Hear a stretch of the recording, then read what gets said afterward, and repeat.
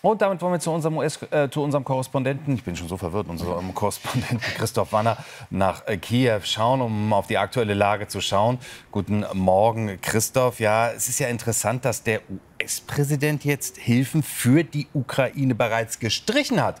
Und in Deutschland kommen wir ja auch nicht weiter. Wie schätzt du das ein? Was bedeutet das jetzt konkret?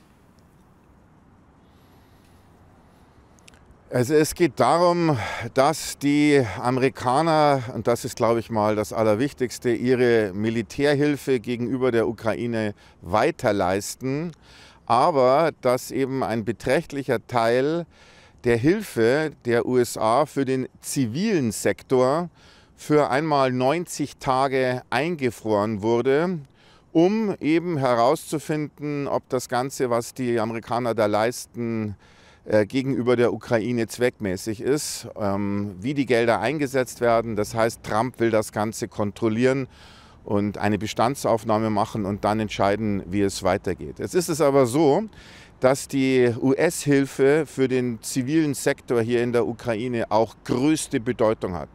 Da sind seit Kriegsbeginn um die 30 Milliarden US-Dollar geflossen, nahezu an alle Teile der zivilen Infrastruktur. Da geht es um Krankenhäuser, um Schulen, da geht es aber auch um die Energieinfrastruktur.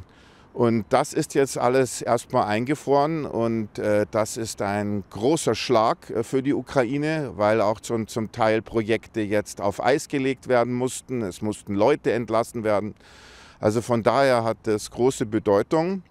Und oft höre ich hier in der Ukraine, dass das so ein Trump-Move sei, also ein ganz spezifisches Trump-Verhalten, der durch das Einfrieren der Hilfe für den zivilen Sektor klar zeigen will, wer das Sagen hat in Bezug auf die Ukraine und in Bezug auch auf mögliche Friedensverhandlungen.